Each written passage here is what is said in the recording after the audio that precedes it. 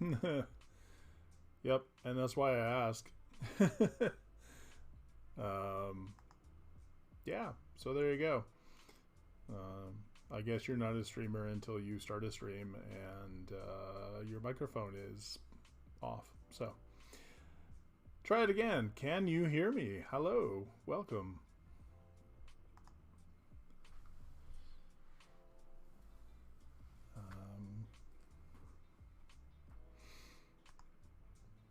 We're gonna chat for a bit and wait for some more folks to show up. Um, in the meantime, hi, hello. Please do let me know if you can hear me and if the music is too loud, too quiet. Can you even hear the music? Um, I went with some. Given that we're playing Dead Belt, and that sort of has I guess not really exactly the same cowboy bebop feel to it.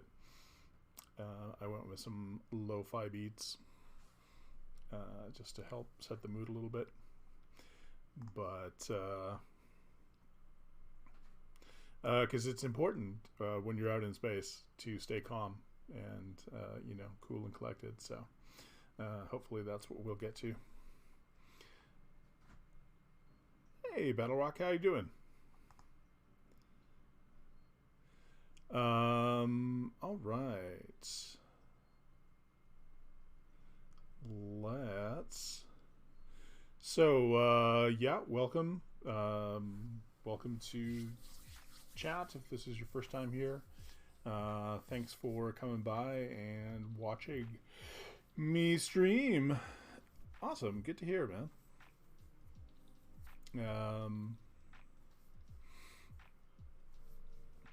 Thanks for coming by. My name is Brent, also known as Dorklord Canada, pretty much everywhere on socials. And I'm a tabletop role-playing nerd from Canada, specifically Edmonton, Alberta, Canada. And I just recently started streaming. This is like third or fourth stream.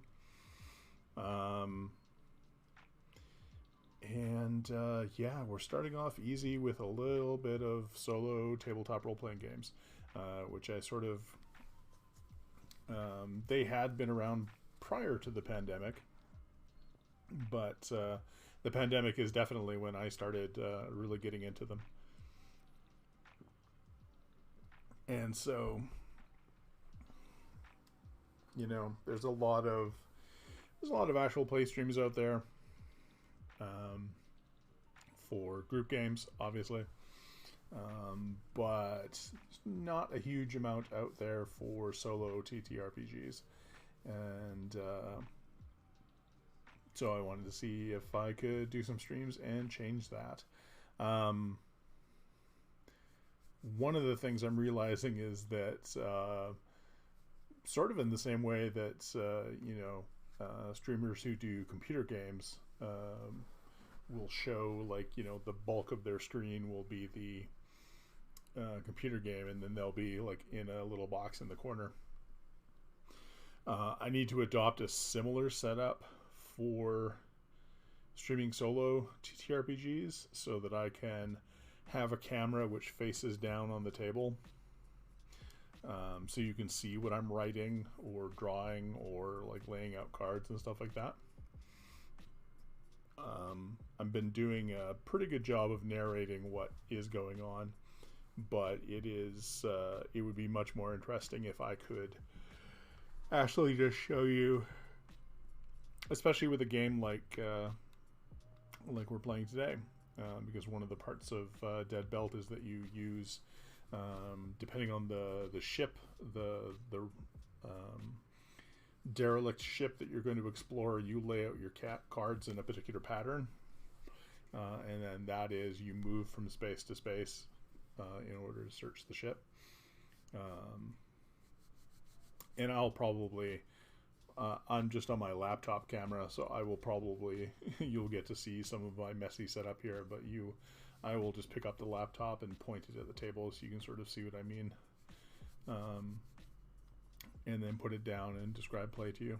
But before we get into any of that, we're just going to chat for a few minutes and wait for some more folks to possibly show up.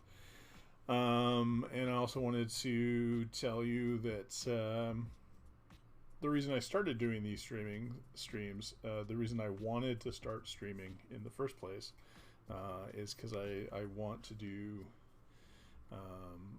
more stream production, but I also specifically want to produce charity streams, because my primary charity of choice, and the reason I'm sort of here tonight, and we'll be streaming Thursdays through the end of the year, and the next couple of Saturdays as well, and we'll talk a little bit about that in a second. Is that I am fundraising for Extra Life. You can see the bar up at the top of the screen. I have a $1,000 goal. I am at $828 of that goal, which I'm very excited about, and huge thank you and a huge shout out to everyone who has donated so far. It is greatly appreciated. Y'all are wonderful. So I will... Let me just do exclamation point Extra Life in chat. That's the link to the donation page. Obviously, you do not have to donate. You are welcome to just hang out and watch me demonstrate Dead Belt. But if you should feel so inclined, there are a number of ways for you to help out Extra Life on my Extra Life page. Besides donating through the page itself, there is also a link there that will take you to something that I created on Itch called the Oath of the Hive. So if you or a friend have ever wanted to play a paladin who is also a sentient swarm of bees inhabiting a suit of armor, then the Oath of the Hive is for you.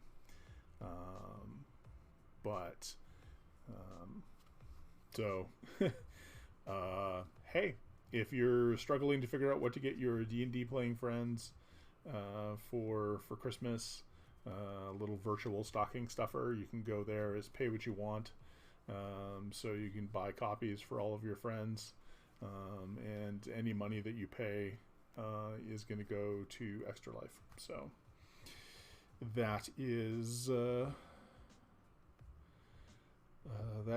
a way to help out the cause without necessarily breaking the bank. If a $10 or a $10 or $20 donation is maybe a little too much, and hey, it's rough out there right now, so I totally get that.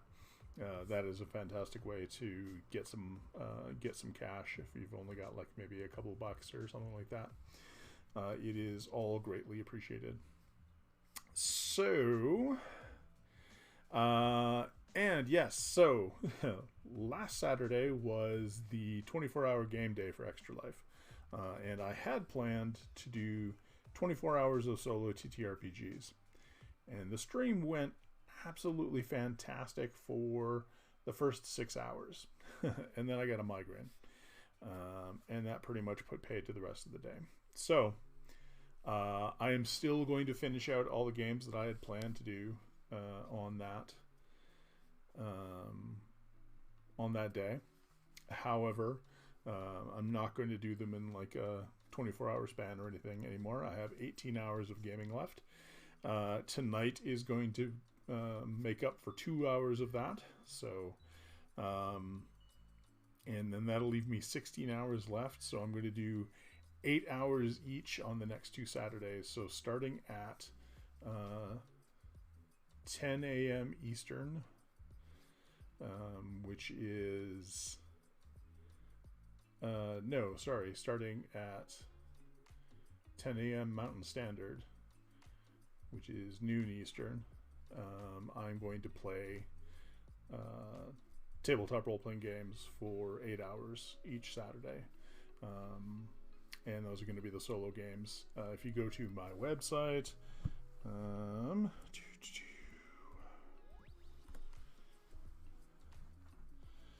Oh, well, there you go. I wonder if somehow I've got... Oh, okay. Yep. I may have Stream Elements and Nightbot set up, which is fun. Anyway. But yes, if you go to dorklordcanada.ca, you'll see a blog post about my plans for the next couple of weeks. So all of the games that I'm going to run are there, that are also linked there. So if you want to go check out the games ahead of time, and maybe grab a copy and play along, I know the creators would absolutely love that. We are getting into the holiday season, so again, if you've got friends who love tabletop role-playing games but maybe don't have the opportunity to play with other people as much as they would like, going to itch and just searching around and finding, you know, figure out sort of like what subjects and themes and stuff your friends enjoy, and then just go get a bunch of like solo TTRPGs for them so that they can, you know, have something to play when they can't play with anyone else, and pick up some stuff for yourself, because solo TTRPGs are fun. I am here to tell you. Yeah, I think that is enough out of me.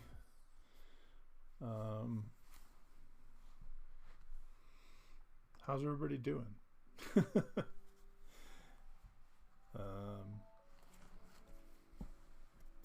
I'll tell you, it is like the very beginning of winter here.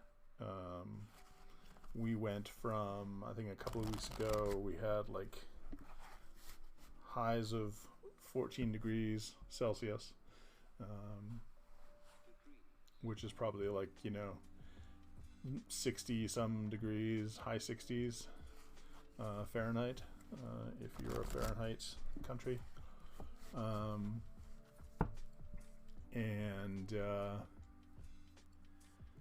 And today we had a high of minus 12 Celsius, which is starting to get below 0 Fahrenheit anyway.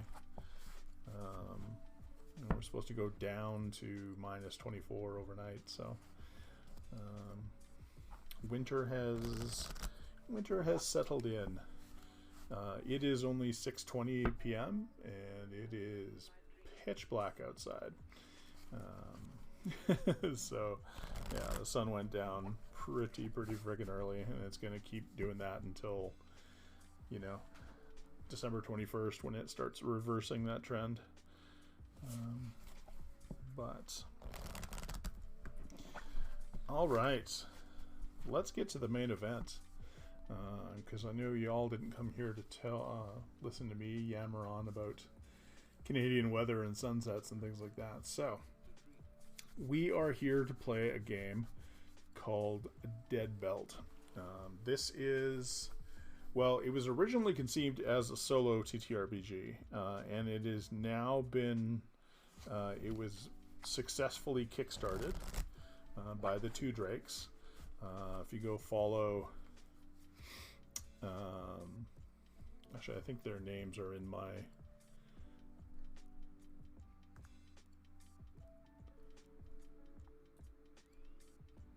yeah, they were in my go live notification. So if you, at Navi Musing and at Drake and Dice on Twitter, or just Google A Couple of Drakes, which is the name of their publishing company, and you too can find, or actually just give me a second here. Let me go grab their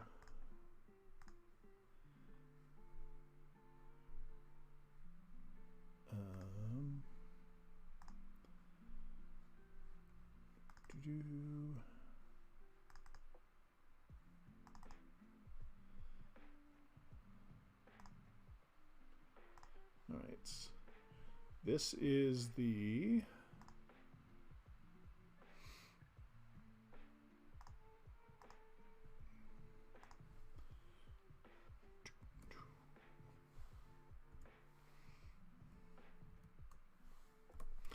There you go. That's the link to the itch page that has Dead Belt.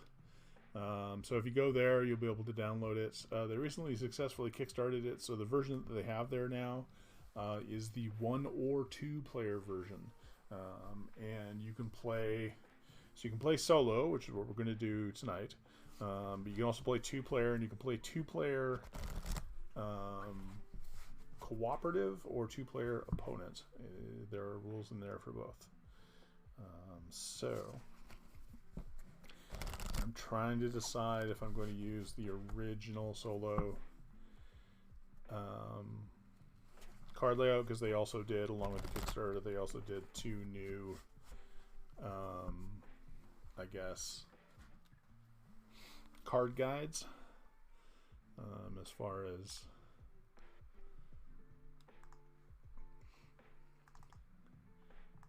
what did they call them? Oracles.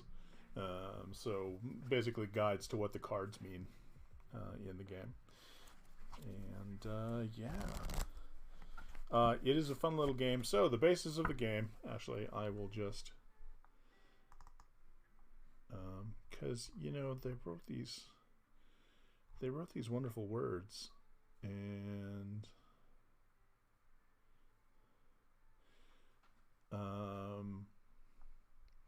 so I also want to shout out, so the Dead Belt game was built using the Carta, or at least partially based on the Carta system by Peach Garden Games, who is someone we featured their games on here actually on Saturday. One of the games I successfully played was Raising Hell by Peach Garden Games. When those are live on YouTube, I will share links and stuff like that. But here's an idea of what the game is about. You're alone out here, but that's the way we like it. Out here in the Dead Belt, surrounded by the carcasses of spacefaring history ripe for plunder and picking, another heartbeat means enough time for someone else to give your justly prized and prized salvage the old hairy eyeball. That means trouble, and there's enough of that out here as it is. Not everyone's got the temperament to be a belter. Plenty of folks crack when the grav cuts out and the lights go off. Plenty more jump at shadows when their flash starts to flicker. Others are too busy watching their O2 to see opportunities. Some folks just don't have the know-how to rig a 3-channel override through the primary induction boot shroud to get the juicy payday underneath. That isn't you. If you can only rely on your gear, your smarts, and your grit, you're going to make a stack of cred out here among these hulks, or you're going to die trying. Either way, you're going to do it alone. No one's coming looking. No one knows you're here. Yeah. So essentially the basis of the game is as it says, you are scavenging from derelict ships, and specifically you are technically a citizen of the Terran Concordat, which is the great spacefaring empire of Terra, or us, basically. But you're nowhere near the bright shining center. You are like way out on the edge. How far out on the edge? In fact, we're scavenging on the edge, the tide line of a supermassive black hole, SAGA. Basically, in the Concordat, instead of getting rid of old ships, it is vastly more cost effective to just haul them to the edge, to the tide line of this massive black hole, and leave them there. And eventually the black hole will suck them in and crush them down into a singularity, and no one has to worry about them anymore. But while they're all sitting there, they're ripe for salvage. There's still plenty of like usable, valuable material on these ships. You just have to find it, and that's what we're out here doing. We've gone in hawk to the bank, loaded up a ship, and we are heading out to the belt to see how to basically make our fortune. So, excuse me. As soon as the sun goes down, I start yawning, and it has nothing to do with how tired I am. It's just like my brain is trying to convince me that that it is time to sleep. So, in order to play the game, you need a deck of common playing cards, which I have, 1 or 2 six-sided dice, which I also have, a few small tokens, which I also have, the last couple of pennies that I was able to find around the place. For anyone living outside of Canada, you may be unaware of this. I think other countries have done it too. I'm pretty sure the UK did away with their penny as well. But Canada, several years back, got rid of the penny. We don't make them anymore. It was decided there was a lot of money being spent on them. They just weren't cost effective. And so we stopped making them. Yeah. I know it boggles some people's minds when I tell them that. But there you go. We are penniless. Which is sadly not as much of a joke about the state of the economy in our country as I wish it was, but there you are. Yeah, I see people have them down in the States still. And that's cool. I mean, they're nothing against them. It's just we got rid of them. And there was the usual little bit of panic over, oh no, what are we going to do? Stores are just going to raise their prices and blah, blah, blah, blah. No. None of that happened. I mean, eventually, because of the pandemic and stuff like that, stores did raise their prices, but it had nothing to do with the penny going away. What ended up happening is if your thing cost, basically they would round up or down depending on how much your thing cost. And it was pretty much always it was an even split. So it,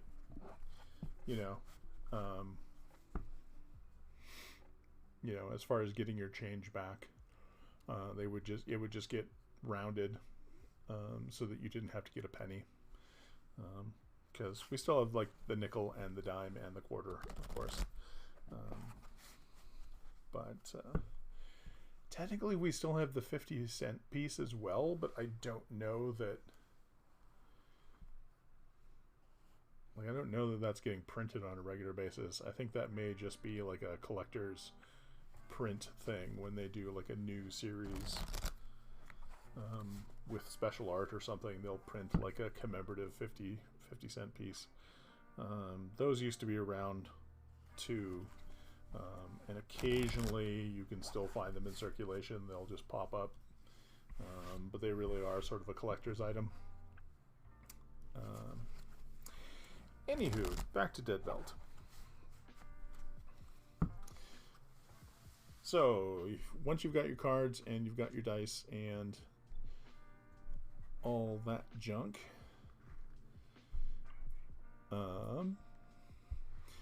you need a character sheet. The game comes with one, which you can print out, and it is lovely. Our printer isn't working, so I drew mine out on a pad of paper, which is just as acceptable, though not nearly as pretty. I mean, chances are good your character's going to die, but you might as well have a pretty character sheet while you do it, right? Your character sheet tracks not only you and your stuff, but it also tracks your ship. Your ship and you sort of have a almost symbiotic relationship in this game. So let's move on here. Basically, you're going to go out and you are going to scavenge ships, and we're going to randomly create all of that stuff. The dice you are going to roll. You'll be asked to roll a d6 for a lot of stuff. And the way things generally go is 1 to 3 is a failure, 4 to 5 leads to a mixed success. You'll succeed, but you have to give up something, and 6 is just a success. And as it says in the game, as long as you keep rolling 6s, the game can hurt you. Which, yeah, seems pretty simple, right? Let's just keep rolling 6s and we'll be fine. Your primary stats are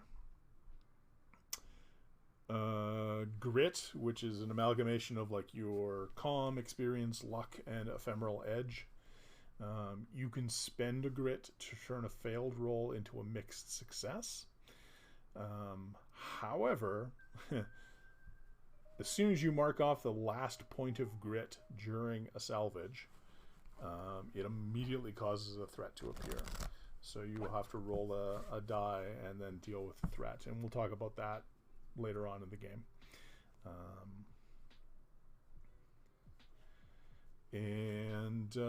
Yeah, but you can spend your grit that way, and your grit comes back, so it's like only for the salvage that you lose it. You're basically just, you're pushing your luck. You're basically just using your luck up. Gear is an amalgamation of the tools, equipment, batteries, and workarounds that you have. So you can spend a point of gear, and you can add 1d6 to roll. Unless you're told otherwise, if you end up rolling multiple d6s, you will use the single best result. There are some occasions where the extra d6 is meant to punish you, in which case you will take the single worst result of the rolls. But when you're spending a point of gear in order to help you, and basically that's to help you navigate a module or any other prompt during the salvage phase. Glow is very specifically, you have an item called the Omni Flash. It gives you enough light to see by, because keep in mind we're in space, and we're in space on the sort of the tidal edge of an enormous black hole. It's dark out here, and so using it normally, you have enough light to see by, but you can't really see what's going on ahead of you. You start with 1 glow, and you can dump its entire battery pack to get a focused beam, which will allow you to see what's in the next in an adjacent module before you enter it. However, like once you've spent glow, like you lose that, and since most of the time you only have 1, you want to be very careful about when you spend that. Otherwise, you end up working in the dark, which is not cool. Gas, of course, O2 to be exact. We all are equipped with the Breathe Easy, with the Breathe Easy MK2 Atmocycler. Is the gold standard of not asphyxiating in the void of space.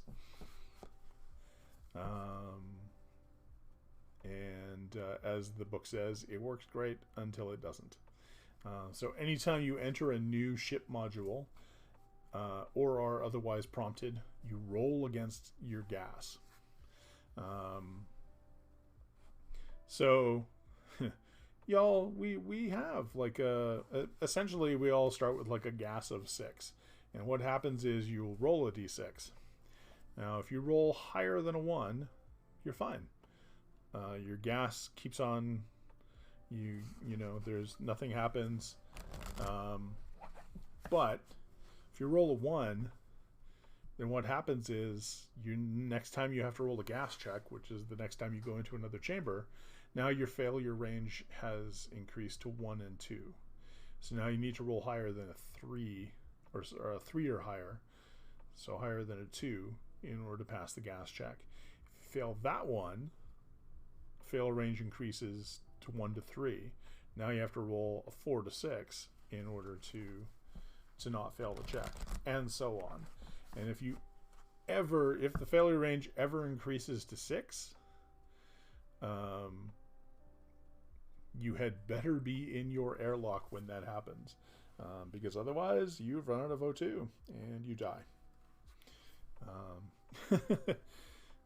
There's no workaround. There are upgrades to like your equipment and stuff like that you could potentially do to give yourself some extra air, but otherwise, yeah. Once you run out of air, you run out of air. And then load is how much you can fit in your carryall in one trip. So basically it's just how much can you carry, how much can you pick up before you have to go back to your airlock and dump it in your ship, in order to go back for more. So, and of course, keep in mind, even if you've cleared a module, you still have to do a gas check every time you go through a different part of the ship, even if you previously cleared that area. So it's not like going back along the route that you previously took is ever going to be like 100% entirely safe. And then there are secondary stats like cred, which is how much money you make off of various things. It's what you use to pay upkeep. It's what you use to pay down debt.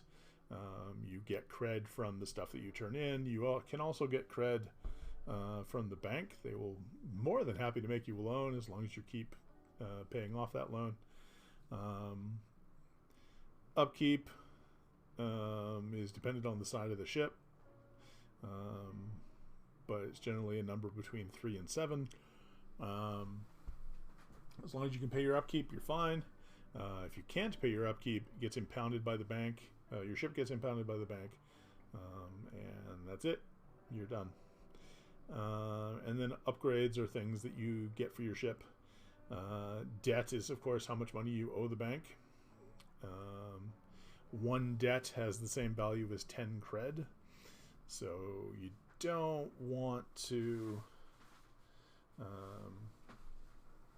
increase that number too much. And then investments, assuming you actually make some extra money, you can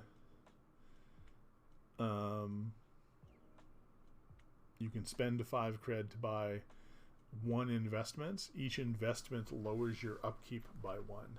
It's basically money that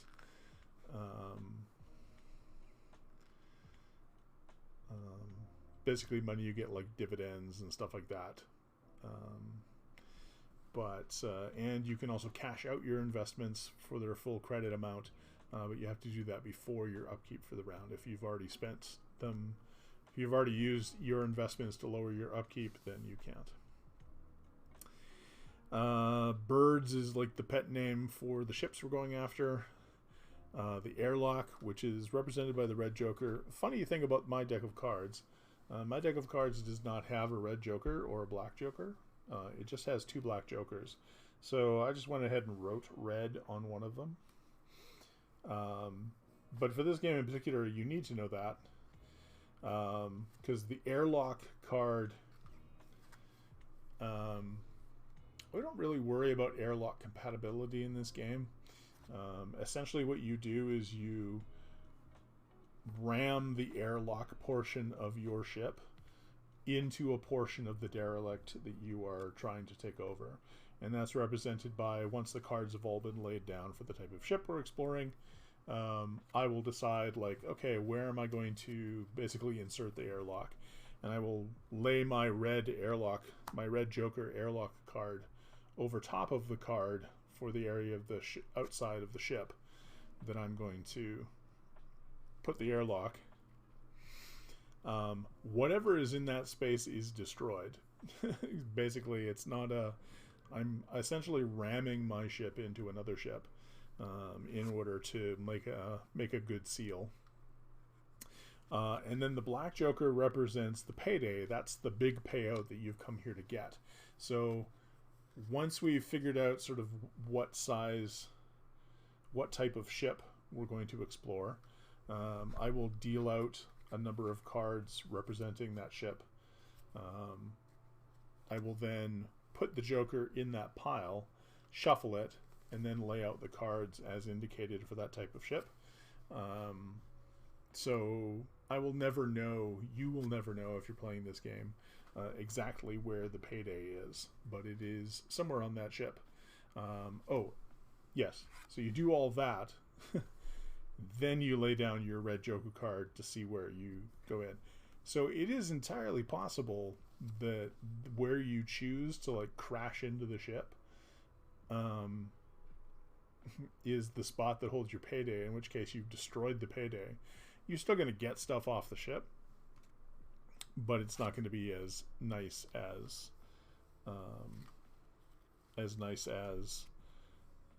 you know the payday would have been. But that's the chance you take, right? And then there are potential threats. Those will come up and play. Threats appear when you spend your last point of grit or as a consequence of some prompts, so we'll figure out that. And then shipbreaker. So sometimes ships break apart. Sometimes it happens when you're on them. So if that ever comes up, we'll roll and consult the deck plan to see where the ship starts breaking apart, and hope that that doesn't mean a spacewalk to get home. Spacewalking is something that happens, that might come up. We might have to like move through the vacuum of space, which is never comfortable. So we hope we won't. We probably will. And yeah, assuming we survive exploring a ship and get back to our ship, like our airlock with all of the stuff, then we have to head back, turn in everything that we found, turn it into credits, pay our upkeep, pay off our debt if we're lucky enough to get some extra money to do that. Maybe upgrade the ship. Maybe instead of paying off the debt, we upgrade the ship a little, or even invest so that we can lower our upkeep. But we'll figure all that out as we're going. And then winning the game, which I think is a very optimistic thing to include. When you pay off all your debt and max out all of your investments without dying, you've won Dead Belt. Yeah, so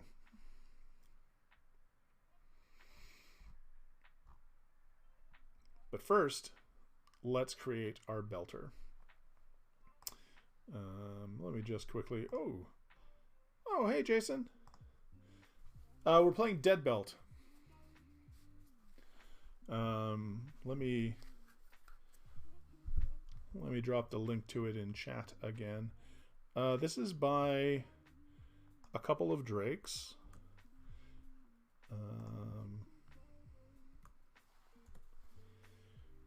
And it was originally just a solo TTRPG, but they successfully kickstarted it, and it is now a solo or two-player TTRPG.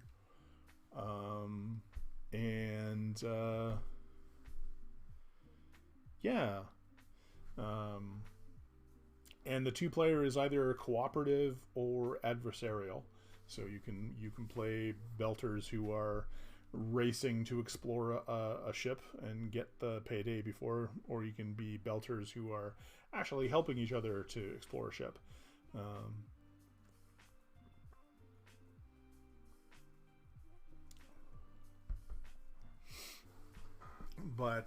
Yeah. So I basically just ran through a little explanation, and as we play through, I'll talk a little bit more about that stuff. But we need to create our belter. Actually, just one second. I'm just gonna grab. One of the convenient things about my gaming room is that I have my mini fridge. right next to me. Sorry you had to hear that. Also, I don't know if you have a mini fridge or if you have like a special fridge that you put like soda or things like that into. I don't know how cold you decide to keep it. I keep mine, it took some playing around with, but I keep mine at a temperature that if I were to push it any colder,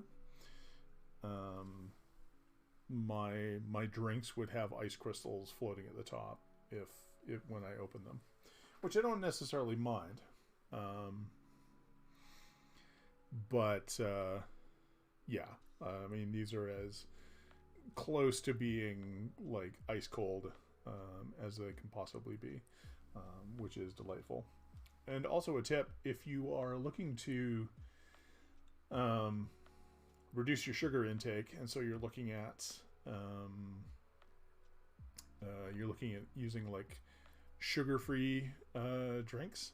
A lot of people bounce off those because they don't like the taste of the aspartame. If you get your drink as cold as it can possibly be,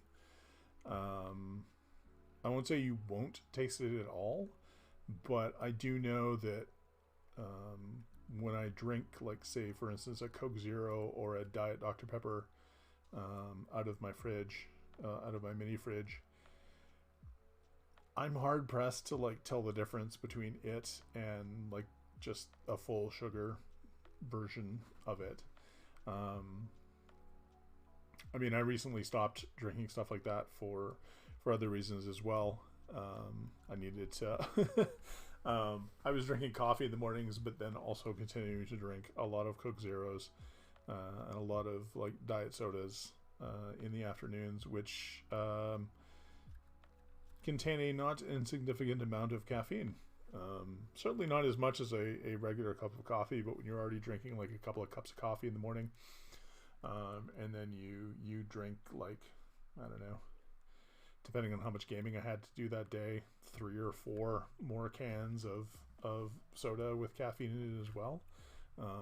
Yeah, it was making it difficult to sleep and stuff like that, so I sort of cut that back. I now drink sparkling water, flavored sparkling water, specifically bubbly, although they're not a sponsor for the channel, but they could be. Hit me up, bubbly. You're gonna be bubbly. You're gonna be tired of the Michael Bublé jokes soon, and you'll be looking around for other places. So just keep me in mind. That's all I'm saying.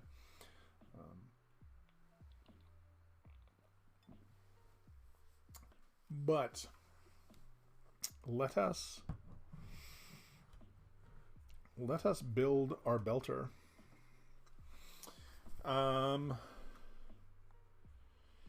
Yeah, so we have a choice of because there's lots of different, so there's 5 distinct types of belter to choose from.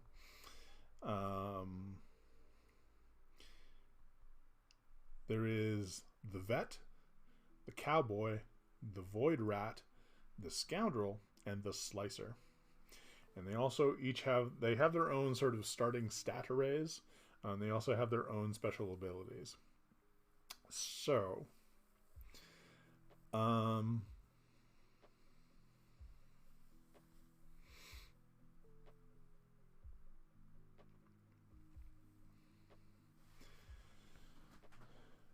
and the important thing about these starting arrays is that they're basically the starting arrays for grit, gear, glow, and load. And they represent the maximum amount you can have on you for free. If you have any more in any of those, there are different things you have to pay out. Some of that increases your upkeep. Some of it you have to do certain things to maintain it. So when you're making your character, it's important to note what what your starting numbers are, because if you're ever reduced to those, you don't have to pay upkeep or like any of the usual upkeep that you would have had to pay on it. So that's important to note. I'm not going to get you bogged down too much in those little details, but that's just something if you're making your character something to think about.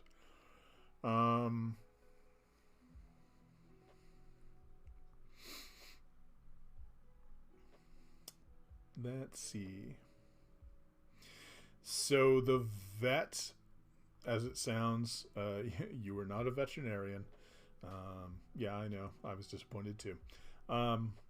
You are a military veteran.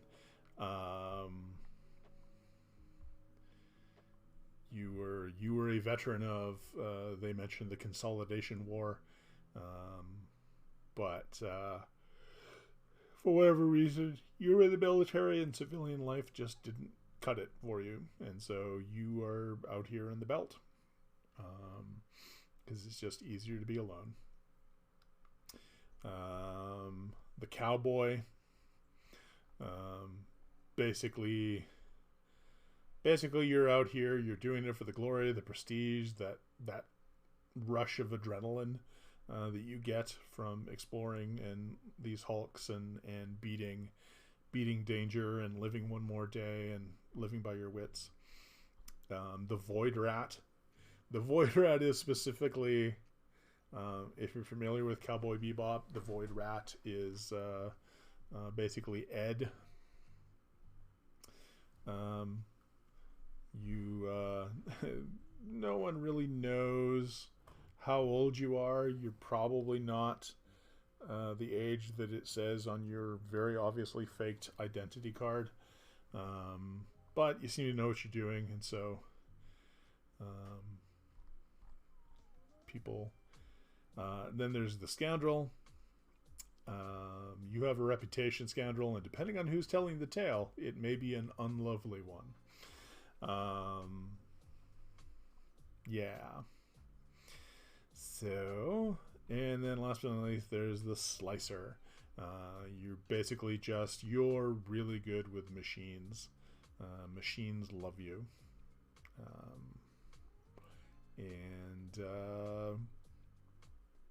Yeah. I don't know what to... So I think what I'm going to do is I'm just going to roll a 6-sided die. If I roll a 6, I'll re-roll. But starting at the top of the list that I going 1 to 5. Let's see here. 3. 3 is... Dun, dun, dun. That's Cowboy. The Void Rat. Okay. So I'm playing essentially a very precocious teenager.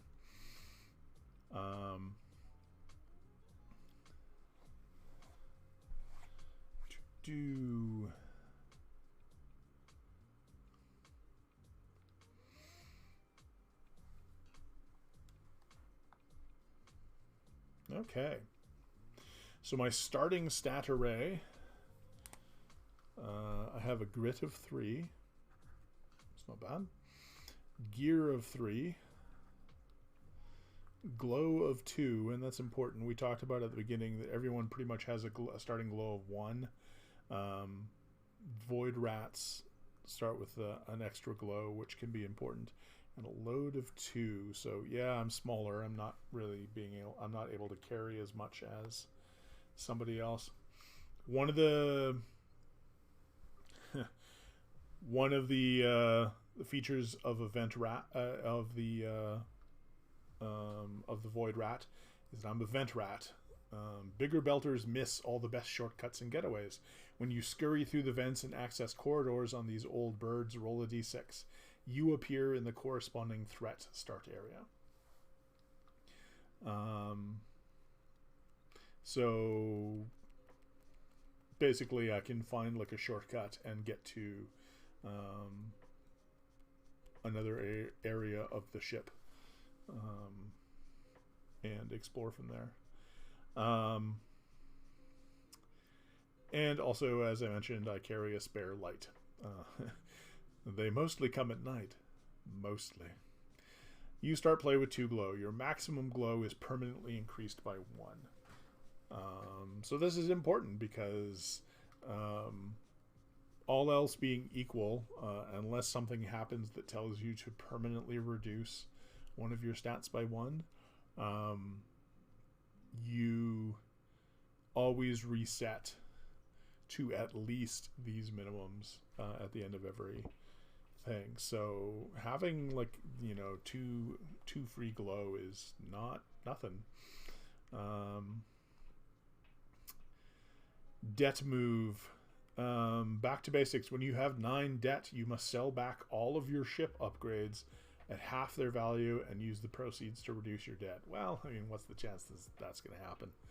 Like I'm going to get into the debt. And aspiration. Get out of here. It's not an evil dream. You just want to pile enough together to buy a ticket out of the belt and have enough left over to set yourself up for the rest of your life. So, yes, void rats are here to, like, I'm getting out. I'm going to get out, and there's no one can tell me differently. Okay.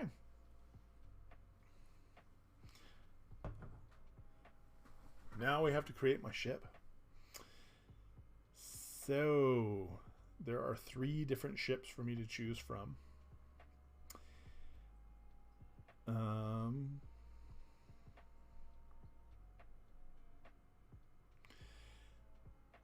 There is the Killdeer, the K-113R is a solid entry point for the belter just starting out and looking to minimize exposure to the bank.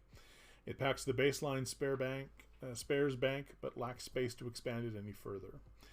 It also comes with a robotic capture arm for when you need to punch out of a hull in a hurry. Its cargo bay isn't exactly cavernous, but large enough to make the trip worthwhile. The Jackdaw, the JK-43W, is a clever little scrapper with an improved cargo bay, a baseline spares bank, and a module mounts to fit a 5-slot spares bank upgrade later. Spares can be useful because all the stuff I talked about like gear and grit and glow,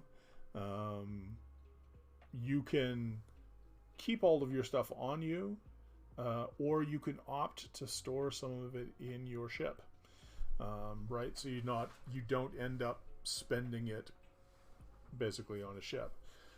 It also means that, like, say I've used up 2 of my 3 grit while I've been exploring a ship. I can, if I go back to the ship and drop off some of the stuff that I've found, I can grab spares out of my spare bank and add them to my grit, right? So, and then I can go back and keep in mind, as soon as you spend your last point of grit on anything, you immediately roll on the threat table. So that could be, and then this does not bode well for the name of a ship, or, well, it's not the name of the ship. You get to name your ship, but this is the make of ship. The Albatross is the bigger one up from there. When you've absolutely got to get it all in one trip, the AL-47S is your bird. With a cavernous cargo bay and expansion modules aplenty to mount the largest collection of necessities a belter could ever need, the Albatross is a spendy luxury for scrap hounds who mean business. It can accommodate a 7-slot spares bank upgrade. So, yeah. And what that means is basically, so, like, the Killdeer has a very baseline, so it basically you can only store 2 spares of each. The Jackdaw is a little bit better. You can split it up to 5, and then the Albatross has the 7 slot spares. So I think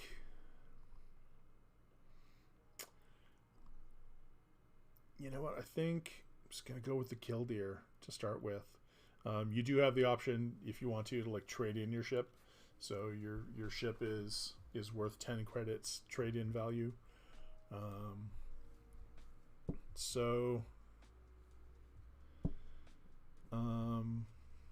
The cost for the ship is 3 debt. So there you go. That is I owe the bank 3 debt, and upkeep is 1. So whenever I come back from as I understand it so far, whenever I come back from a salvage,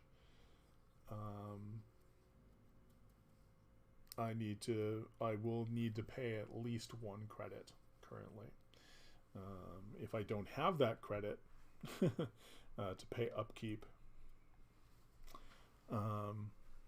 then I lose the ship and the game is over for me and this particular character. What should my character's name be, and what should my ship name be? Those are probably the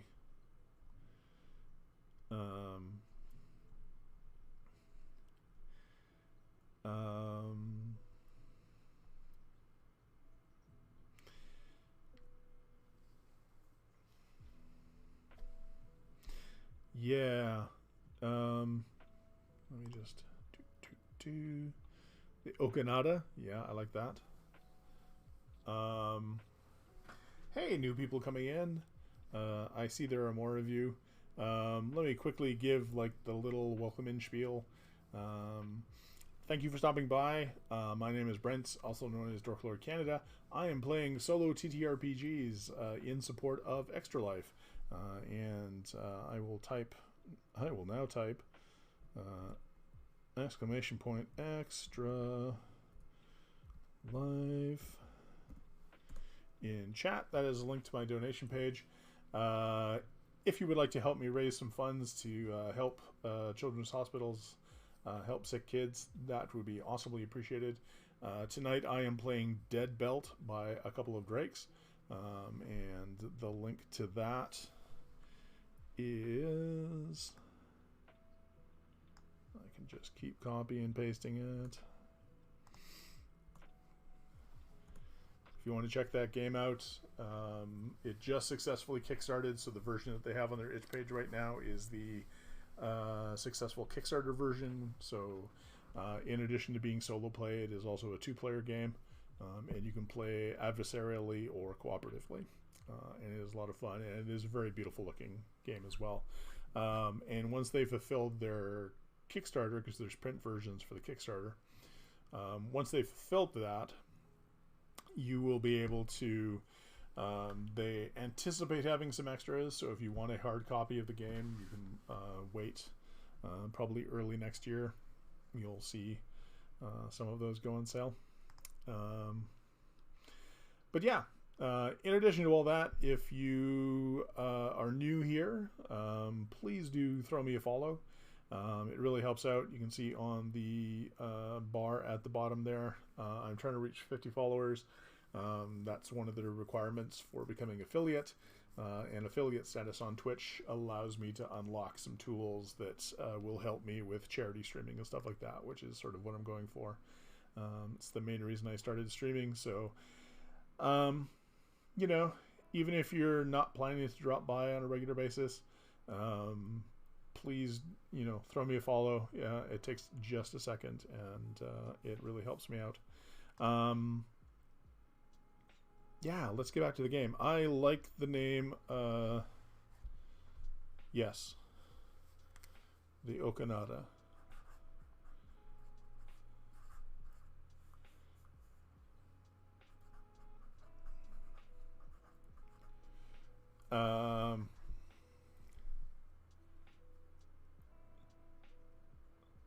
Oh, the O Canada.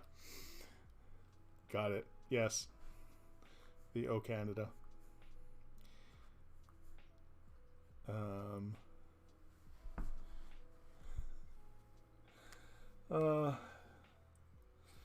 I'm tired, y'all.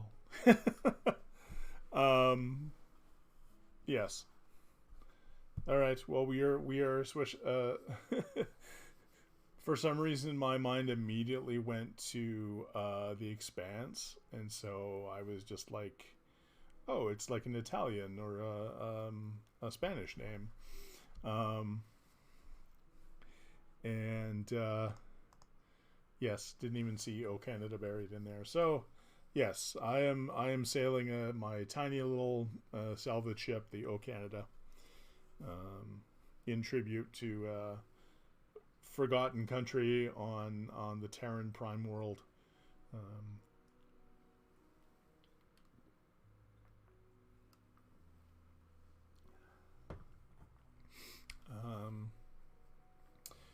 And I'm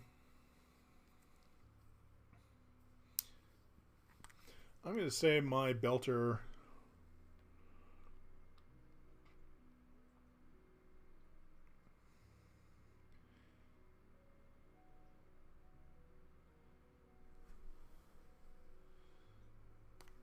Seafall in Shrink. I'm not sure what that means. Oh. I don't know.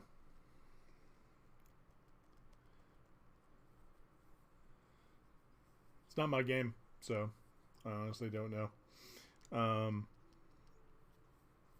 You would have to talk to my roommate about why it's still in shrink wrap. But thanks for coming by, Moss Rabbits. Hope you're enjoying yourself.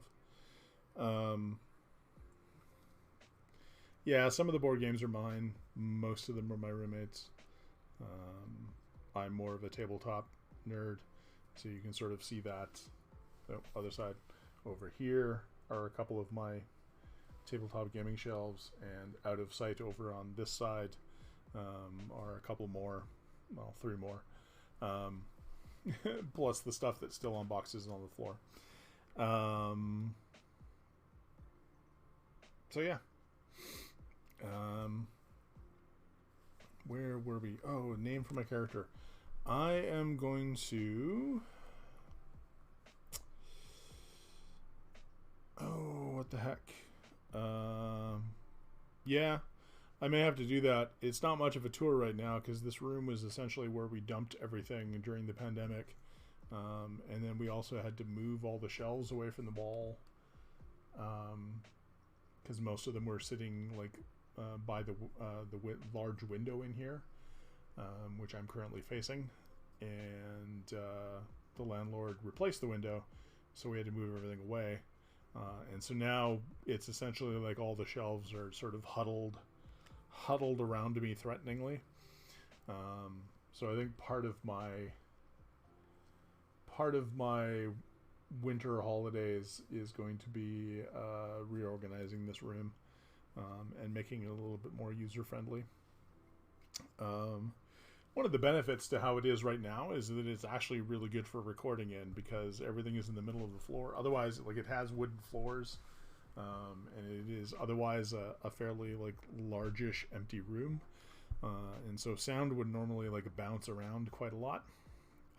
But the fact that there's a ton of stuff just dumped in the middle of the room means that it's actually pretty good sound wise. But yeah, probably in the new year, once I get things cleaned up a little bit in here, I will do like a quick shelfie tour and show off some of the stuff that I have. Me and a couple of other friends started a not-for-profit here, the Canadian Library of Tabletop Role-Playing Game, or sorry, the Canadian Library of Role-Playing Games, which is largely currently the collection is just my is a lot of my old games. So oh, hey, no worries. Like, yeah, if you live in LA or anywhere else where there's earthquakes, absolutely. What's on your shelves and where you put them is going to be a big deal. I totally get that. We are lucky that we don't get earthquakes here, really. But I guess the trade-off is in the wintertime it can sometimes get down to like minus 40 ish. So and that's one of the points where Celsius and Fahrenheit match up. So it's minus 40 Celsius, it's minus 40 Fahrenheit as well. So anyway, back to the game. We're playing Deadbelt. We're going to go ravage a ship. Okay, so I think I'm going to give myself the name. It'll be sort of like a little nickname. I think Sweet William, which is a type of flower.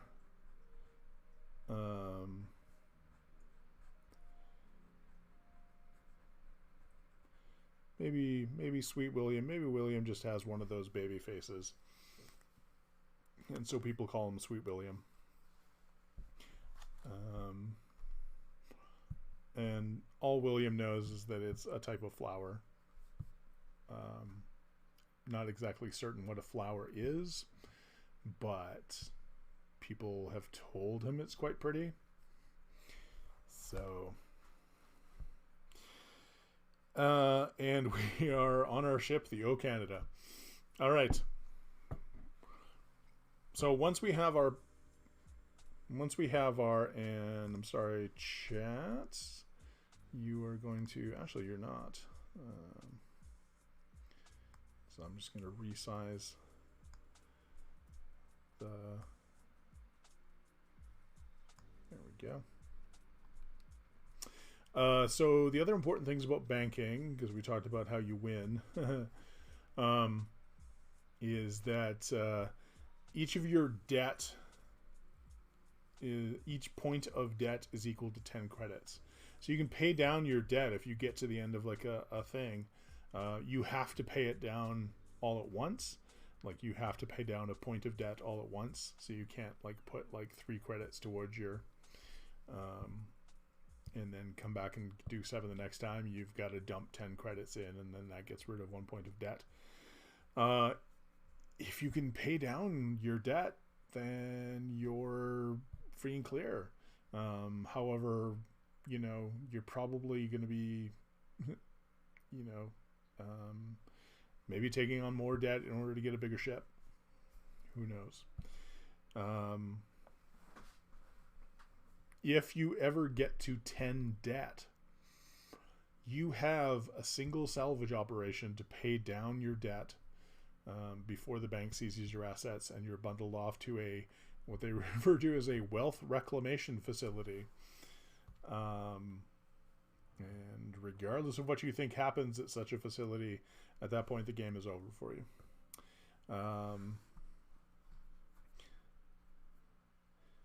Yeah. And you can also do emergency loans. So if you've had a run of bad luck, the high upkeep costs are getting you down, you can take out a predatory loan today.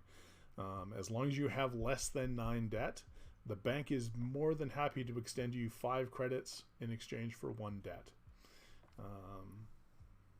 which you will then have to pay 10 debt to get rid of. But hey, that's life on the belt. You also have to, when you return from a salvage operation, you have to roll on the bankroll on the bank chart. And depending on where you are on the debt 3, so currently I have a debt of 3, so I would roll on the 1 to 3 debt table. On a roll of a 1, there's compound interest, so I have to pay. Yep. Your debt increases by 1. 2 to 4 is no change, and 5 to 6 they extend you credit. In which case they offer you 9 cred in exchange for 1 point of debt. You don't have to take it. Yeah, it is pretty dark. It's important to know that you don't have to take it, but like 9 cred in exchange for 1 point of debt, as opposed to taking out an emergency loan that is 5 cred in exchange for 1 point of debt. I mean, that's pretty tempting, and you can spend that cred to buy upgrades, and that'll help you survive long. Anyway, so now that we've got all that in place, we've got our belter, we've got our ship. We are running a bare bones operation. I'm imagining that Sweet William is like barely keeping this thing running. As it like, it's a scary thought. If the ship could backfire, I swear it's just like backfiring its way out into the belt.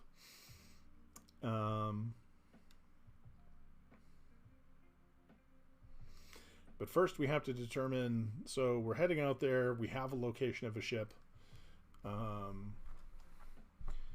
The whole point of this, as I explained at the top, is that in the concordancy,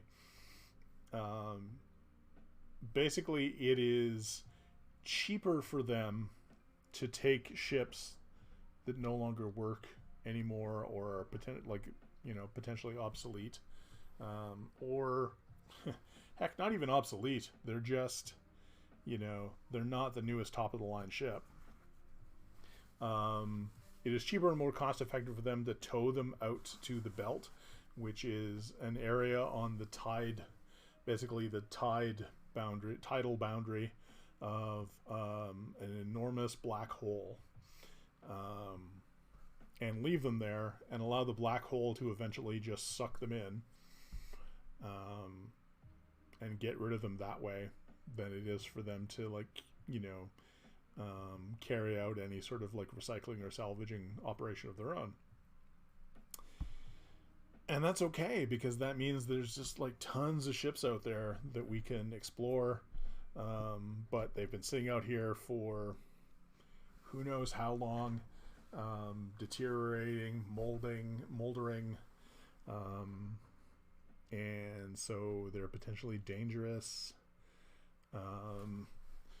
So we're basically going to roll. There's a potential for 3 different tiers of ships. There's actually a potential for 4, but we would have to upgrade our ship in order to even have access to them. Basically, our ship would need to be upgraded to the point where it could actually sense out some of these bigger.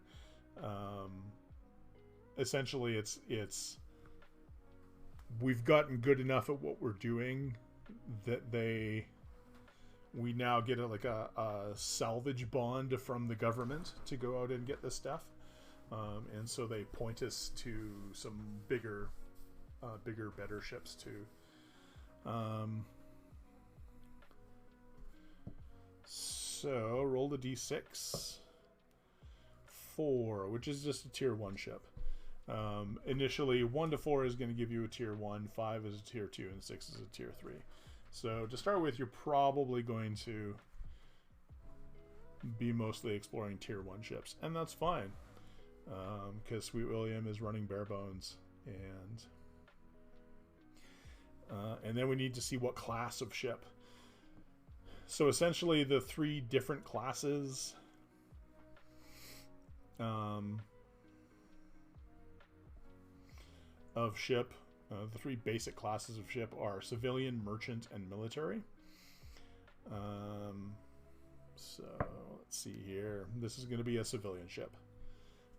So there's no special things about that. If it were a merchant ship, there would be a tier 1 wealthy bonus. So we would get a +1 cred per bird tier level upon takeoff. So basically once we left, we would get an extra cred. And then if it was a military ship, we would get a well-stocked bonus. We'd get a +1 result on any supply module. So basically,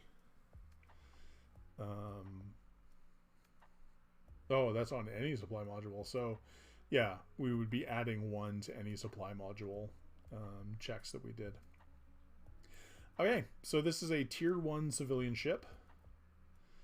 And essentially what we're going to do, so the way this, the way a lot of these games run when they use decks of cards for play, specifically with like journaling games and stuff like that, is that you know, you have your deck of cards, you shuffle them, and then you draw the cards to sort of give you prompts as you're going along. Dead Belt plays with that a little bit. Instead, what they have is like a good chunk of the rule book, and I mean a good chunk. Like we're currently on page.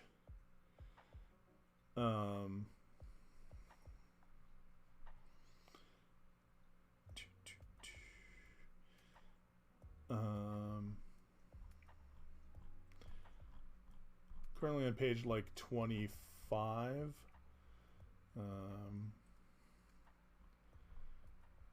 And this is a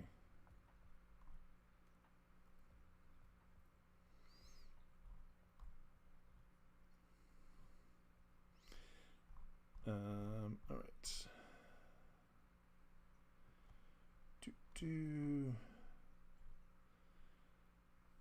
All right. So what this does instead is, as I mentioned, there you go.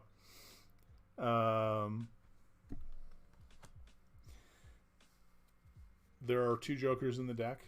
Normally they would be a red and a black joker. My deck does not have a red joker, so I helpfully wrote red on one of my jokers, so that I would know which is which. So how this works is each of the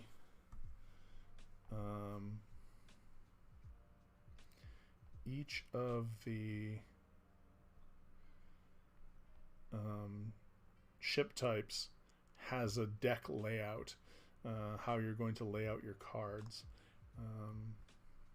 Let me see if I can quickly can I add to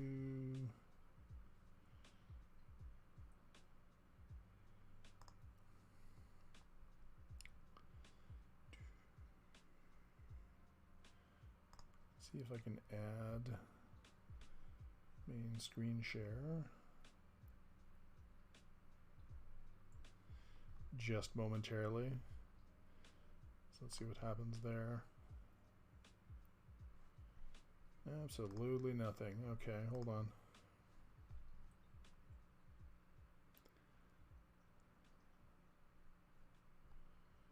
Oh, of course nothing's going to happen. You're looking at my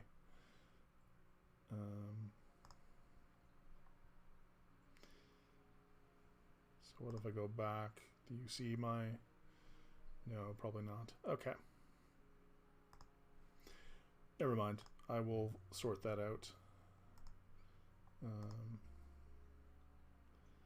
Yes. Save. Go back. Okay.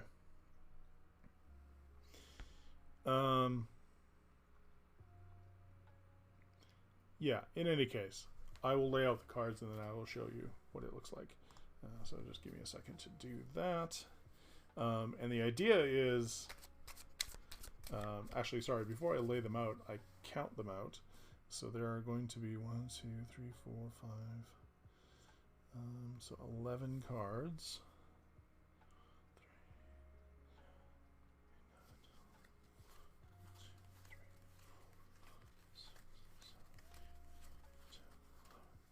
Okay, so I have the 11 cards that are going to make up the ship layout. Actually, sorry. I have the 10 cards that are going to make up the ship layout. Because one of the cards going in is going to be the Black Joker. The Black Joker represents the payday. It is the big score that we are here to get. There's stuff that we can find in other rooms, and that's cool. But the payday is what's going to get us the big money. the reason we have to shuffle it in at this point, and we'll see in a second. So I think I've sufficiently laid that out. So we'll go 1. Now this isn't tarot, so it doesn't really matter.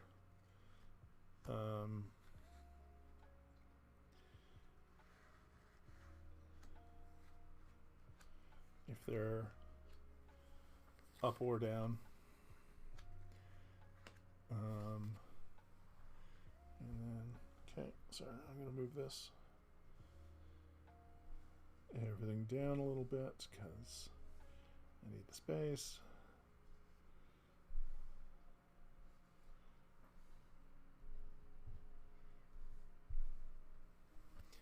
And then boop, boop. Okay. So now I'm just going to quickly pick up my laptop and lean it over and show this to you. So this is what it looks like when I've laid out the cards. And here we go. There you go. Oh, there you are. Excuse the mess. So that's the ship that I'm going to explore. And the reason you have to put the payday in there ahead of deciding where your airlock goes is that there's no finesse involved. Sorry about the shaky camera for anybody who has vertigo issues. The reason you have to, the red card, the red joker represents your airlock. There is no finesse involved in docking with a derelict ship in this game. You are essentially ramming your ship, specifically your ship's airlock, into the ship that you're trying to search in order to get like a decent airlock seal. That's that's just how it goes. So I have to take my red airlock card and decide which of the cards on the exterior of the ship I'm going to lay it down on, and that is where I have rammed into the ship. And why that's important is your payday is somewhere in here. So if I ram the square, like the card that I lay my airlock over, everything in that card area is destroyed. I don't get to explore that card. I don't get to look at it or anything like that. I've essentially destroyed that area of the ship. And so you could potentially destroy your payday. That's just how it goes. Yeah. So I am just going to, I think we're just going to come in and on the, yeah, right amidships. So if you remember how the layout looked, I'm going to come in from the left amidships.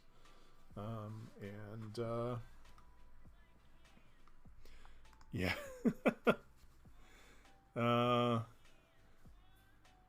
Yeah, I don't know if I'm quite ready for that yet. Maybe as a retirement plan.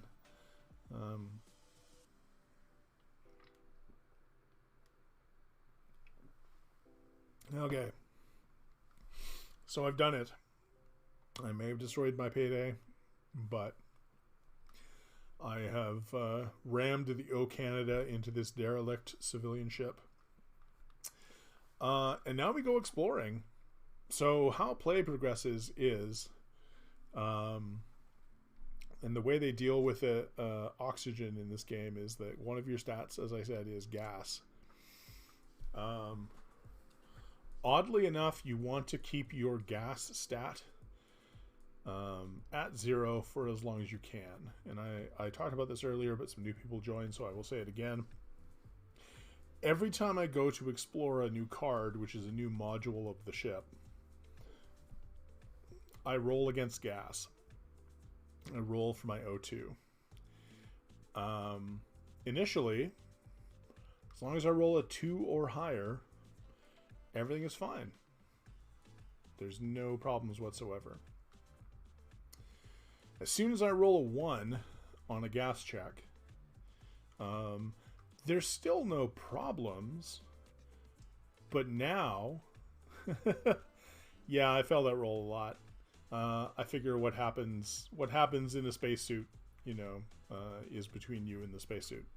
As soon as I roll a 1, however, now my range, I guess my like failure range increases by 1. So now I have to roll a 3 or higher in order to pass the gas check. And if I roll a 1 or a 2, now I add 1 to that range. Now I have to roll a 4 or higher. And quickly you can have this cascading effect of like you're exploring the ship, and then suddenly your O2 starts to run out, and you know how it is. As your O2 starts to run out, that's when you generally like get a little panicky and start and so your rolls sort of start to if you ever increase your gas to 6 and you are anywhere else but in your airlock, you're done. The game is over. You've run out of oxygen. Someday somebody might find your body, probably another belter. They'll find the O Canada crashed into the ship, and they'll get to loot both of us. So there you go. Not that they'll find a lot on the O Canada if I die exploring my very first ship, but you know. All right, so let me just crack on here.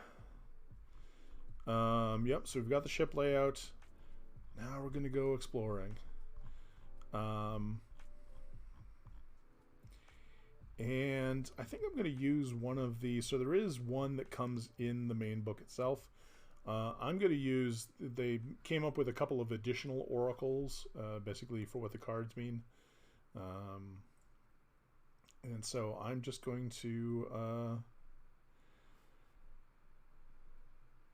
yeah, well, I mean, and in the 2-player version, if you play cooperatively, you do have crew with you.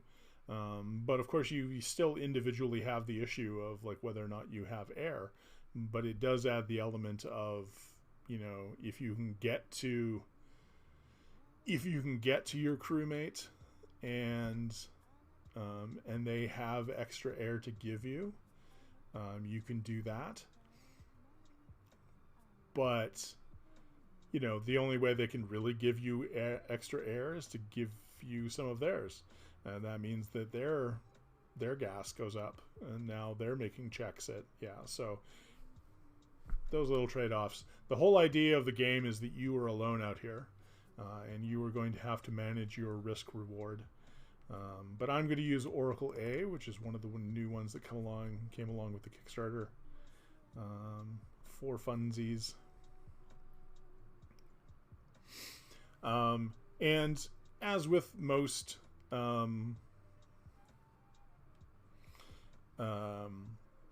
games that use decks of cards, of course the suits mean various things. So diamonds are salvage,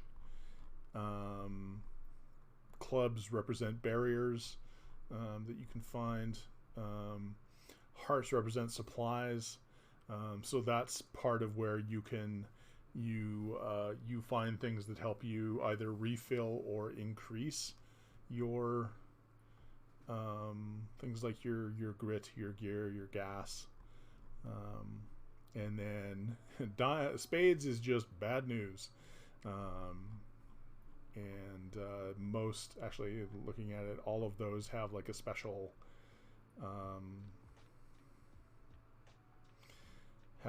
thing. And then there are rolls that you do. So when I go back to my airlocked store load in there, I have to roll a d6 and see what happens, because that's never easy. When I encounter the payday, I'll roll a d6 and see what...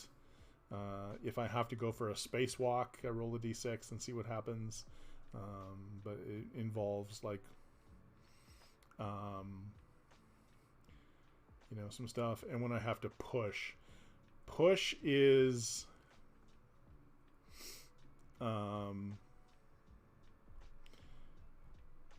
yeah, we can talk about that, but push is anytime I have to go anytime I have to move load, I have to roll on the push chart. So, and let me just, sorry, I'm just going to quickly find the thing about push because I know it's on here. Spacewalk, push. Oh, so push is, so if I'm exploring the ship and I encounter a diamond or a heart, which is either salvage or supply, I can elect to push the cart.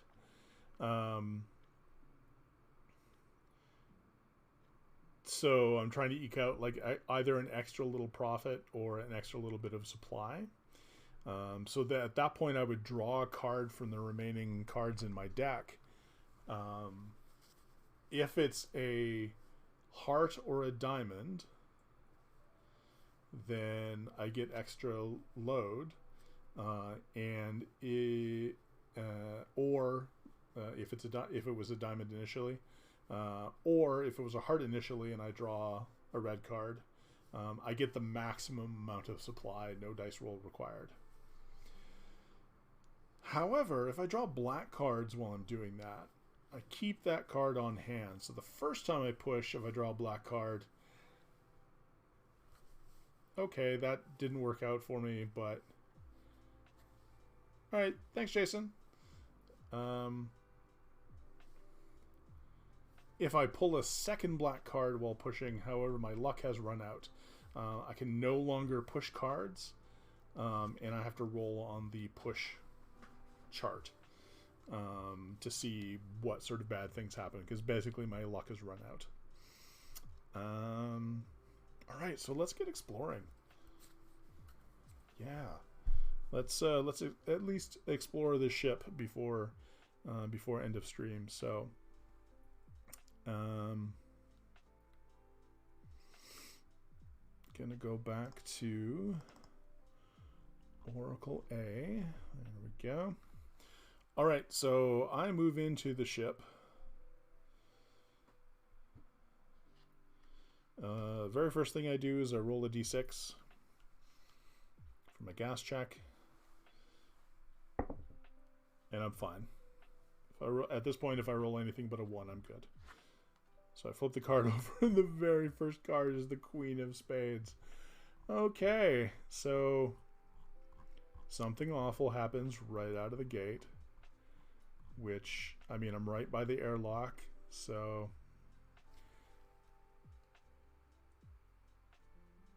Oh no.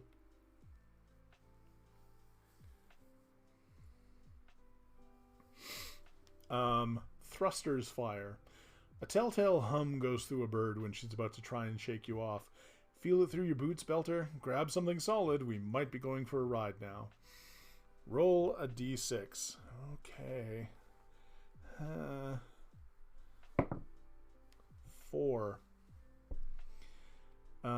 Grab deck and hang on. Spend a grit or check gas. I will spend a grit. So the other options were, if I rolled a 1 to 3, you should regain consciousness in a bit, raise your gas by 1, and then check gas twice as you come back to your senses. So that would have been like the failure, as basically the ship, I get slammed into like a wall or something as the ship like rockets off in a random direction. But this isn't too bad. I will spend a point of grit, so now I'm down to 2 grit, and I will continue on exploring the ship. At this point I have 3 directions to go. Luckily with the smaller civilian stuff, there's no like big gaps, so in some of the layouts there are actually like larger like card size spaces between some of the cards, either to represent like that's just a broken part of the ship, like it is just open to space, or that was part of the initial design. And so if you want to go from like, if you want to cross that gap, that's where you have to spacewalk. In this case, however, we're fine. I'm just going to go, I'm going to go to what I think of as the bow of the ship. Oh, the Ace of Hearts. Okay. So Ace of Hearts. Shop stock and some workarounds. They aren't the right tools, but at least they're tools. Oh, so I need to roll a 6-sided die. And I rolled a 2. Ah, bummer. So yeah, on a 1 to 3, this place has nothing left for you. So this was a shop space. It's either been cleaned out or by like a previous belter, or you know, they cleaned it out when they. So unfortunately, there's nothing there. I'm going to explore the space right next to it. Oh wait, sorry. Should have rolled air before I go in. Didn't roll the 1. I'm fine. Going into this new space. Check for air. We're still good. And it is the Jack of Clubs, which is a barrier.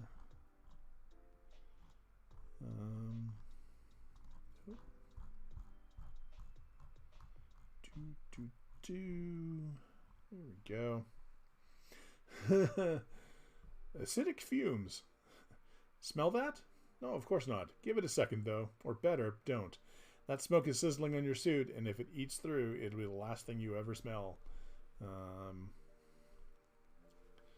Okay, let's see here.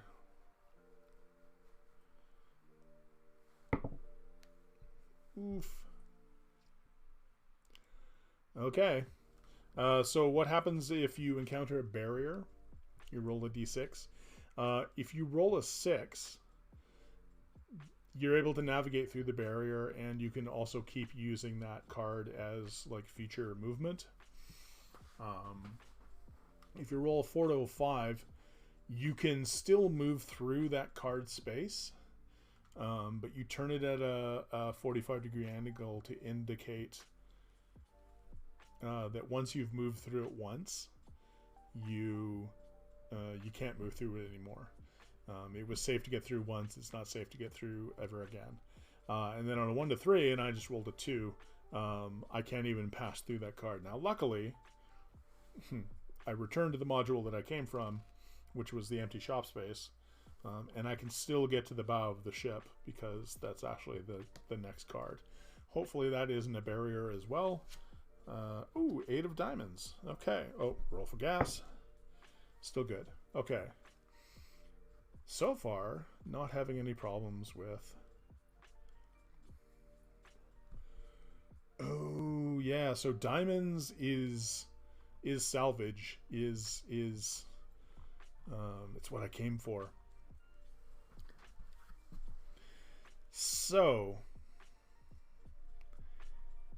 8 of diamonds, survival gear, hostile weather gear, exposure shelter, tools of every kind. Good stuff, this.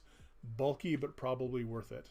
So, I have found 4 load worth of salvage. Now, here's the thing. I can only carry 2 load at a time, currently. Because I am just a tiny boy. I'm like a little teenager, a little 14-year-old in a suit, so in a spacesuit. So, so I am going to pick up 2 load of this and head back.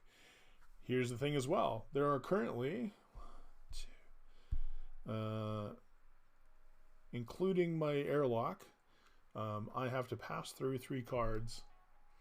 In order to get back, I have to do an air check every time I go through a module. So this is the, so I'm carrying 2 load.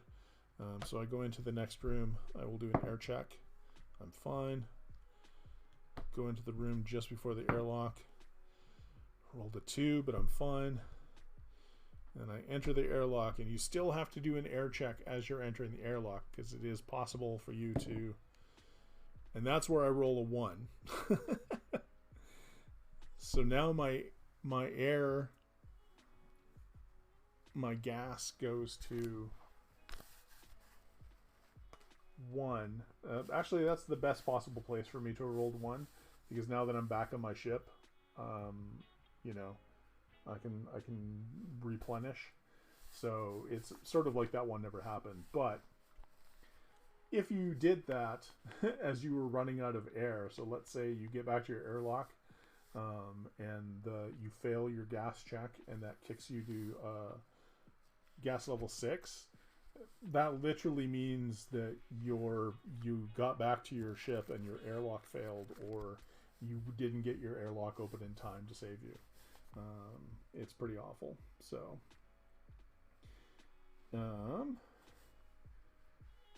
but now, and I basically turn that load into cargo now,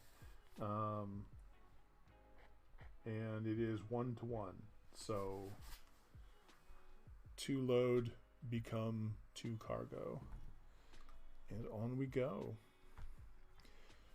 Now I have to get back, because there's still 2 more load of stuff there. I'm not just going to leave it there. That would be ridiculous. So head back into the ship. First room, gas check. We're fine. Next room, gas check. I rolled a 1. So now I fail on a 1 or a 2. I'm going to go back and get that other load. Failed again. But I pick up the 2 load. I move back into the next room. Now I got to roll a 4 or higher. Nope. Now I got to roll a 5 or a 6. Nope. And this is literally the scenario that I just outlined. I am entering my airlock. If I don't roll a 6 on this die, I die within view of my ship, basically. I'm pounding on the outside of the I rolled a 6. Okay. So I live to fight another day. But that was close. That was really close. And then I'm going to drop off that 2 load. And now I've got like 4 cargo. Because I have like the smaller type of ship, I can only take 10 total. So now I'm back in my airlock. Reset my gas to 1. Good Lord. Okay. And now I keep exploring the ship, so I'm going to move into the next space. Yep, we're fine. Going to explore the next room, so flip it over. King of Clubs, so that could be a potential barrier, and actually, if I can't get past that for whatever reason, let's see what it is first before I roll for it. Open to space. A big chunk of this bay is just gone. Fell off, I expect.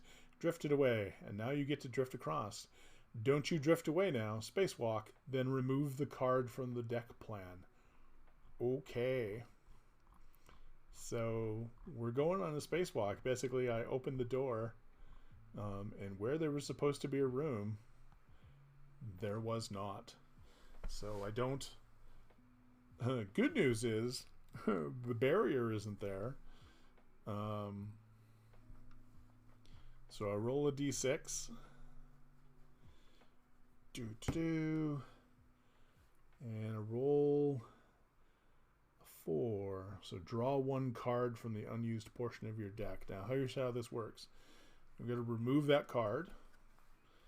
It does not get shuffled back in yet. It just goes off to the side. Because essentially that section of the ship is gone. It's open to space. If I want to get to the section of ship on the other side, well, I have to roll a spacewalk first because, you know, I basically opened the door and stepped out into space. What you do then is you draw a card from the unused portion of the deck that you didn't use. And... now, if I draw a red card, I bridge the gap, but I have to spend a resource, either a grit, gear, or I have to do a gas check. If I draw any of the black cards, I have to spend a resource, but it isn't enough. So then I would roll. I would have to roll again, basically, and see what it tells me. The thing is, if I draw 3 black cards before I draw 3 red cards, something horrible has happened. Basically, I've suffered an accident while spacewalking. This game is brutal. There are just so many ways.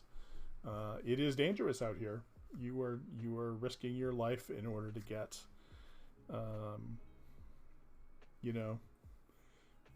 I mean, when you think about it, you're essentially a gig economy worker in the middle of the vastness of space. So yeah, so draw the card, and it is a black card. Doesn't matter what it is, it's just the fact that it is a black card. So I have to spend a resource. I am going to spend, actually, you know what, I'm going to do an air check. Or a gas check. Air check, yeah. And I succeed. Okay, okay. Okay. So then I roll the die again to see what I get up top. And this time I get a 6. So a 6 is actually you cross the gap with minimal fuss. That is the only absolute success result that I could get on there. And in this case, it means that, yeah. So I go into the next module. I do a gas check. I'm fine. The next module is the Queen of Clubs. Who shuffled this garbage? Anyway, and now I shuffle the... So, it's another barrier card. This is not good. This is not turning out to be a great salvage.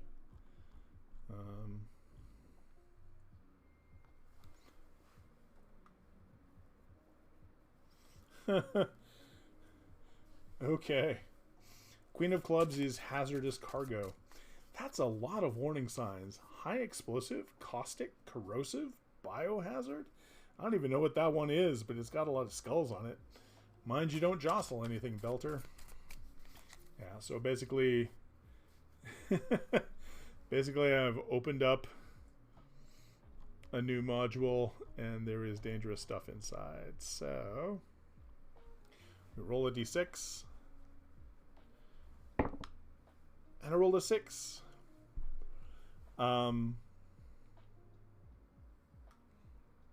So here's the thing. So a 6 means that I successfully navigate the barrier, and it remains clear for future passage. So if I pass through here again, which I don't think I'm going to do because it's in a section of the ship that is open to space, I wouldn't have to roll again, and it remains open, which is great. But now, if I want to go explore the remaining sections of the ship, I have to spacewalk again. Because the only way to the next module is to pass through the space that used to have that card in it and is now open to space. So then I have to go roll on the spacewalk. First, I do an air check, and I'm fine. Now I do a spacewalk, and I roll a 5, which means I draw 1 card from the unused portion of the deck. So remember, if it's a red, I spend a resource and I get through. If it's a black, I have to spend a resource and then roll again. So here we go. It's red. So I'm going to spend a point of grit. So that's my grit down at 1. I don't really... Actually, you know what? No, I'm going to spend gear. Because my gear is still at 3. So I have a little piece of tech that helps me get across. And into the next module. So I do an air check, and I'm fine. And this module is the 5 of spades. Come on. Okay. So... well, it's only a 5 of spades. How bad could it be? So spades is bad news. Wrinkles and setbacks, navigate with care. And for all of these, you roll a d6. So 5 of spades is active sensor ping. Feel it in your fillings just now? Someone out there just did a tight beam sweep. Wager they know you're here now. Roll a d6.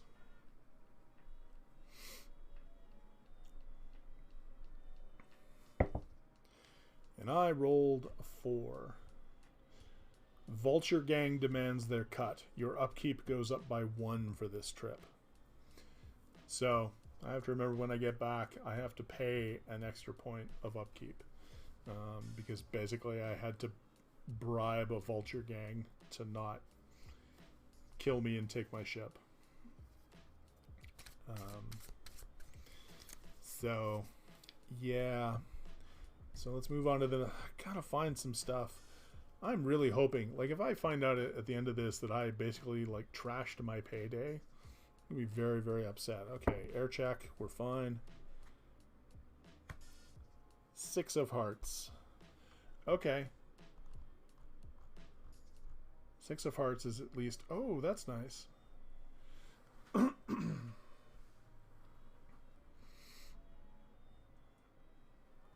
So when you encounter a heart, you do roll a d6 to see if the space actually has anything. And I rolled a 4. So I gain 1 of the marked supply. And in this case, a 6 of hearts is spare air. They'll tell you not to keep an O2 canister at pressure long term. Causes cracks. This survival bottle is holding up all right. So basically I have an extra point of gas. What that means is if I fail a gas check, instead of my range going up by 1 like it normally would, I can spend that extra point and be like, nope, I used the spare bottle or whatever it is. So now I've got some spare air. 2 modules left to explore. So let's see. Okay, air check. We're fine. Oh, thank goodness. All right, it is the Black Joker. So I found my payday. Now, one of the things I forgot to do when I was doing this stuff is I forgot to do like a shortcut, because that's one of the things that void rats can do. I find little ways to get through. And there are, on every ship chart, there are like numbered areas, areas numbered 1 through 6. And so if I wanted to use that ability, I would essentially roll a d6, and I would be able to go from wherever I am to whatever number I rolled. Basically, I just find a way through the... I didn't do that because I really wanted to sort of like explore the ship. And just sort of show you how the game plays. Okay, so I have found my payday. So let's go back to the rule book here. All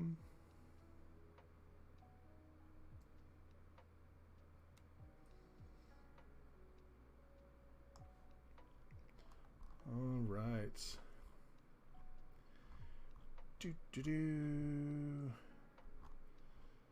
Yeah, the payday. When you encounter your payday, roll a d6. All right. So I'm going to roll a d6.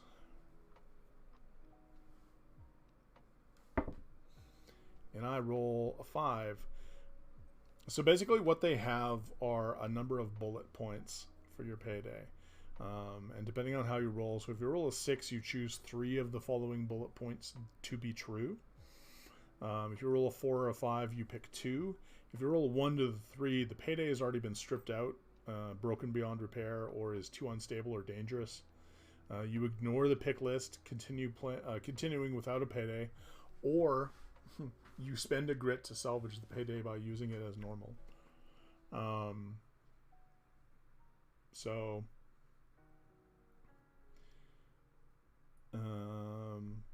And they scale depending on the type of ship you're on. Oh, you can also roll to see what it is. So you roll 3d6. And this is a...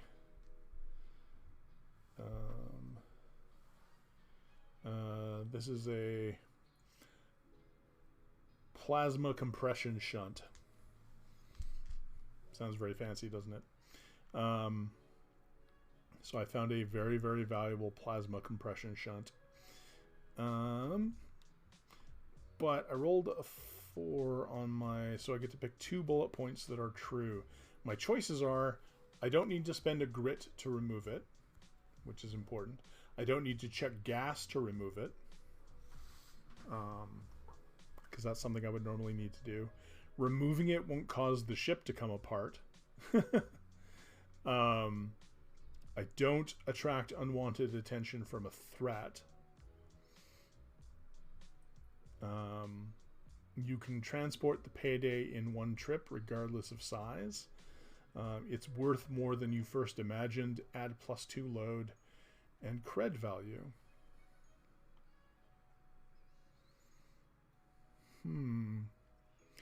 Well, I'm just a little guy. So I think I'm going to choose, you can transport the payday in one trip regardless of size. The payday for this tier of ship is 4 load. Normally I would have to make 2 trips in order to bring that back, so I'm going to bring that all back in one.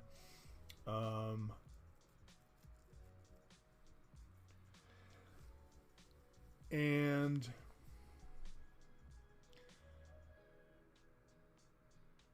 I'm gonna say that I don't attract unwanted attention from a threat. Now, having picked 2 of those, everything else, every other bullet point on here happens. So now I have to spend a piece of a point of grit to remove it. It's good because I only have one. I spend a point of grit. I have 1 left. I don't need to check gas, so I didn't select that, so I do have to check gas to remove it, and I succeed barely. Now I have to roll a shipbreaker move.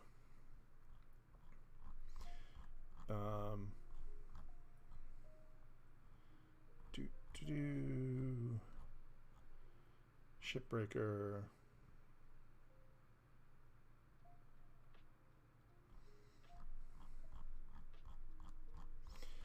Oh, yeah, roll a d6 and...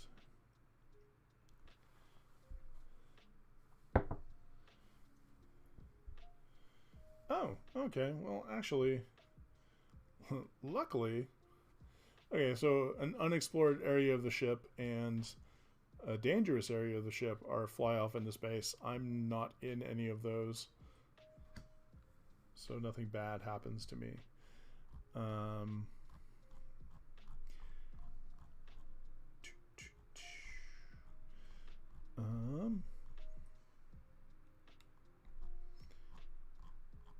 And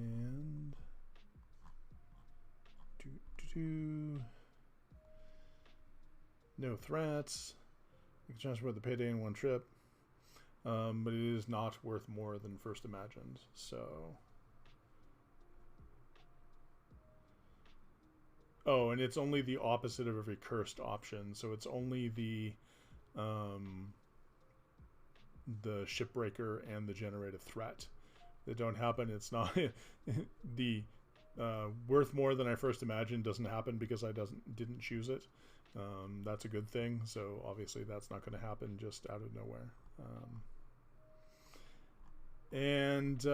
Yeah, so I don't have to do any of that. I do still have to get back to the airlock, however. So air check in the next room, which fails. So then I get to the airlock, and it doesn't really matter at this point because even if it failed, which it didn't, I'm in my airlock and I still have plenty of air left. So yeah, now we head back. And I've got 8 cargo.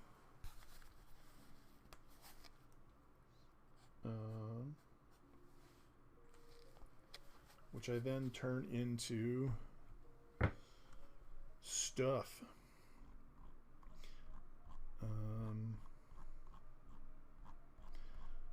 Let's see. I might be scrolling in the wrong direction here.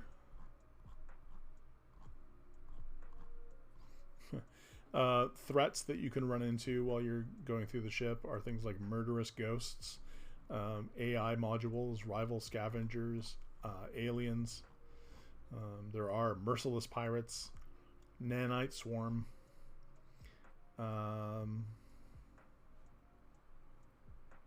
So I get back. I take 1 cred for every point of load I managed to secure in the cargo bay, along with any incidental cred that I may have happened upon.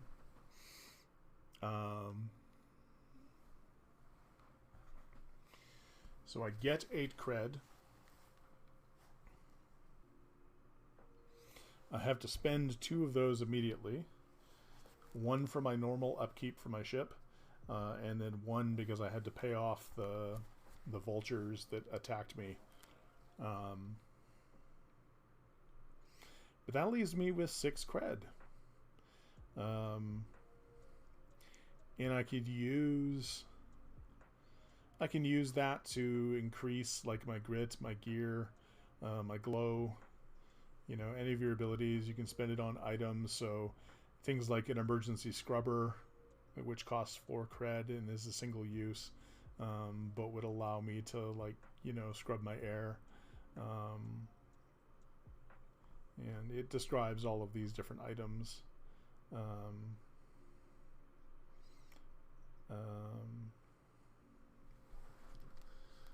It allows you, basically, an emergency scrubber. It's 1 use. When you activate it, you can transit up to 3 modules safely without a gas check. And then there's something which is more expensive called the Outlast Deep Breather, which allows you to transit 5. So there are things that you can buy that make it safer for you to explore ships. Of course, they eat up your money and keep you from accruing enough to save up to pay down your debt. So, you know, that's sort of how they get you. But that was essentially how Dead Belt plays. Yeah, it's a fun little game. I really, you know, I've run it through a couple of times.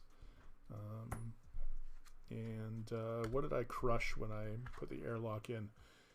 2 of hearts. So like a hearts is supplied. I mean, it wasn't going to be anything too terribly big. 2 of hearts. So that was pretty good. I would have, like I said, and what did I lose? What was the module that went away? An ace of diamonds. Okay, that would have been like some helpful salvage. But hey, I got out safe. I got out with my life. That could have gone a lot worse. So yeah, that's Dead Belt. That's sort of how it plays. It's a lot of fun. I highly recommend picking it up. It is a great game, not just to play on your own, but like I said, if you go and grab, and I will put the link in chat again. Just a second here. Let me just put these cards away. But if you go and grab the copy that is on itch right now, it is a 1 or 2 player, and like I say, you can play cooperatively, you can play antagonistically, but and it's $20, which, quite honestly, for the amount of play that you'll get out of this, I think is really great. Especially if you take the opportunity to play it with friends. I do know that they are working on, or sorry, I shouldn't say I do know. I believe they mentioned that they were looking at a way to do an expansion so you could have more players and either play with a larger crew or play with. That is a slightly different experience, though, because the whole idea behind it is that you are essentially alone, and you're alone in the vastness of space. You're alone on the edge of a black hole event horizon, and no one is coming to save you. So if you misstep or don't look after yourself, that's it. But speaking of that's it, we've been at this for like a couple of hours, a little over a couple of hours now. So I think that's where I'm going to call it for the evening. Thank you everyone for stopping by and watching. It means the world to me. I love tabletop role-playing games, and I love sharing them with people. This Saturday, starting at 10 a.m. Mountain Standard Time, so noon Eastern, I'm going to be playing 8 hours of solo tabletop role-playing games. Very similar to how I structured things tonight. They'll be in roughly 2-hour chunks. So there'll be a bit of chatting about like Extra Life and various tabletop role-playing stuff, and then I will jump into the game that I'm playing in that block. So there will be 4 games that I'm playing this Saturday, and then another 4 games that I'm playing next Saturday as well. So if you're interested in any of that, if you go to my website, dorklecanada.ca, you can see the list of games that I'm going to be playing and when I'm going to be playing them roughly. And yeah, if any of those interest you, there's tons of different solo TTRPGs that I'm playing. One that I'm really excited about because it's a type of solo TTRPG that I really adore, is called let me just quickly pull up the name.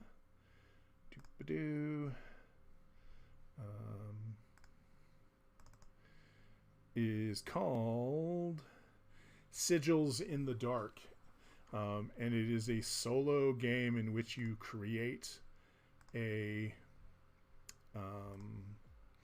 evil wizard's spellbook as you're going along. It's a journaling game, but you write in all this stuff and draw all these pictures and all that sort of stuff. And the great thing about it is the whole idea behind playing the game, besides like killing however much time you want to kill playing this game, is at the end of it you now have an evil mage's spellbook to use as an artifact in one of your other games, because you can, right, like instead of telling your players, yeah, you go through the office and locked away in a secret compartment in a drawer, there's like a spell book. You can you can instead plop this thing down on the table in front of them and tell them like, yes, you find this specific thing in the. So I love games I love solo TTRPGs that allow you to create an artifact that you can take forward into like another game. I think that's a wonderful wonderful use of solo TTRPGs. Yeah, but please do check out Dead Belt if this was of interest to you at all. Please do swing by my Extra Life page and drop a donation if you're able to. Times are tight, but there are ways for you to donate on there. That's honestly, if you have nothing else, pick up a copy of Oath of the Hive. The link is on my page. You can pay whatever you can, so it can be like whatever amount you can afford. That money will go towards Extra Life this year. So,